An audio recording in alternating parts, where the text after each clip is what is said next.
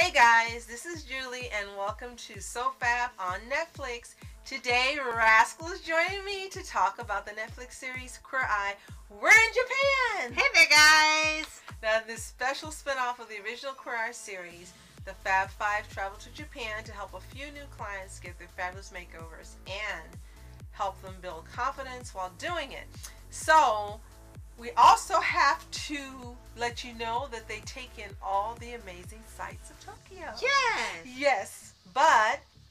And before we start, be sure to like, subscribe, and notification updates on So Fab Reviews on Netflix. Yes, and hopefully the return of Rascal more and more. Right. We were really excited when we saw this come up on Netflix because we've watched the original series and we've watched all the seasons.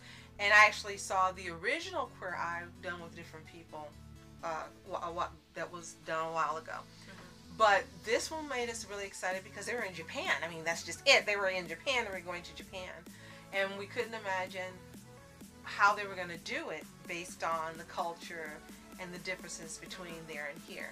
But it ended up being fantastic fun and a joy to watch and just something that we hope they do again. Yes, and it was totally different from the other stuff they've done because they were just going around the country, which was still entertaining. But in here, going to a whole other country and doing it, it was at the level of fun. You know, Tokyo has so many fun things to travel to and look at and tour there, and there's like endless things there you could take in. So it was just non-stop fun.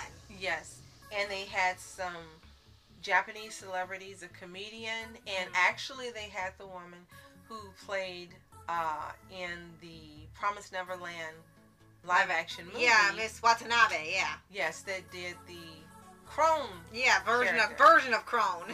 And she's a comedian there, so maybe she's got some real theatrical drama chops we don't know about. Yeah. But we'll see.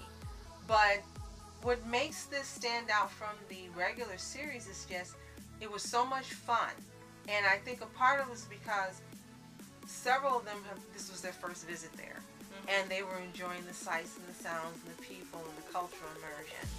And they had an interpreter in case you were wondering what's going on. They let you know at the end. There's an interpreter, so they are knowing exactly what the people are saying, but the way it's filmed, there's no disconnect. They may say what they're speaking in Japanese and then they answer in English and back and forth. I like that because it just flowed. And I wish that was the way a lot of shows would do their recording so that there's their flow and you don't feel a disconnect where you're waiting or you're hoping to understand. They had the subtitles and then they had the interpreter, and then you didn't see all the in-between, you just got what was going on. Right. And they also had a little bit of history of Japan and what it's like for living there. And so you have one person that was a nurse and all her patients were at home, so she was sleeping on the floor in a living room. Which was just amazing.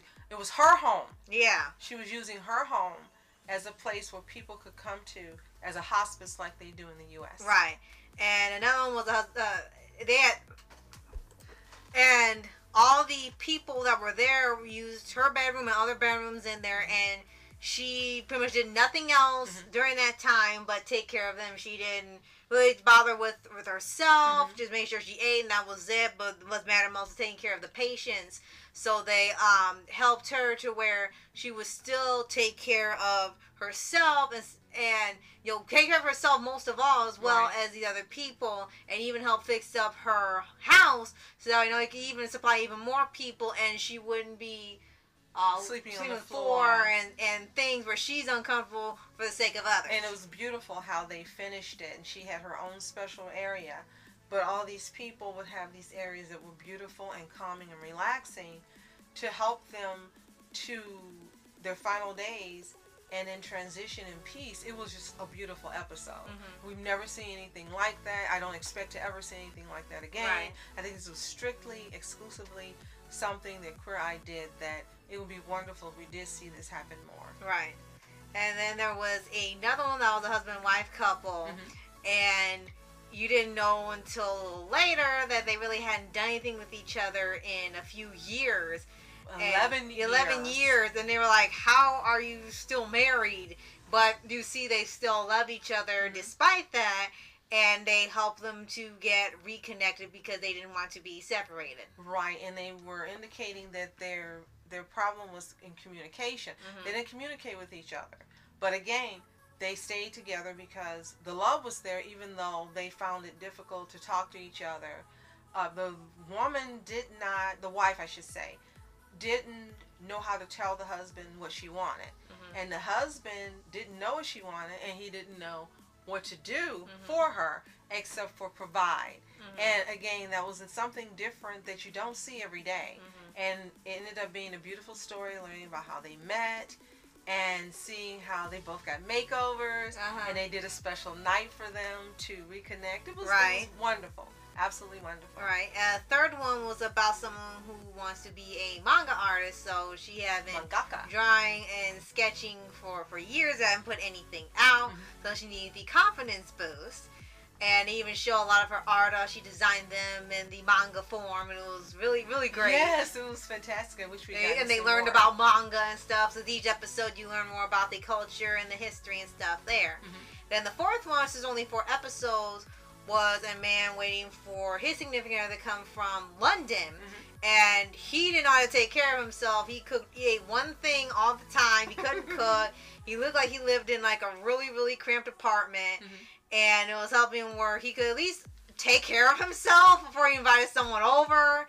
And also talked about the culture of the city. Right. And he was torn because he was explaining how, at the time this was recorded, a person who is gay living in Japan, the different things they had to deal with, the things he had to deal with his family, and they helped him to really to focus on himself and to find out how he really felt about people and things around him.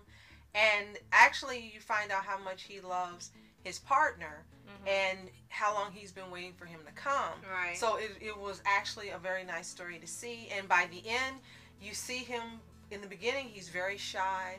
You can see he's very closed off. He wasn't sure about this, but he agreed to it. But by the end, you see his personality coming out. He's smiling. He's happy. And again, it was just another fantastic story where you see the growth in such a short time, where someone was just waiting for someone to reach out to them and to shine a light and let them know that everything's going to be okay. And who better than the 5-5? Right. The Fab Five. Right. So, this is a show you really should watch on Netflix. Again, it's the Netflix original. It's separate from the regular Queer Eye, so you might have to type it in to search for it. And we tell you, watching these 4 episodes, you're going to come away happy, joyous, loving the Fab Five more, and just seeing and hoping that they'll do another show like this, maybe in another country. Yes. That would be fantastic. We would love to see it. Right. So, be sure to like, subscribe, and click notification for the updates on So Fab Reviews Netflix. And do you think that they'll do another show like this? Are you looking forward to it? I think they would. I think after the pandemic happened in 2020, they probably had to hold off on doing the traveling and stuff because they were very open with everybody. And they went to travel places by car anyway. So I think if they do it, they'll probably do it next year when it's safer by then to travel far distances in other countries. But yeah, it would be great to see them do another one because I think that was really successful, them really traveling all the way half across the globe to do this. Yes, I'm looking forward to it too. So, thanks for watching. If you've seen Queer Eye, we're in Japan, let us know what you think in the comments below. And again, if you haven't, give it a watch on Netflix. You're gonna love it. Yeah. Thank you for joining us, Rascal. You're welcome. Thank you for having me. I know everyone's looking forward to have you visit again. So until then, we'll see you next time. Have a great day. Bye.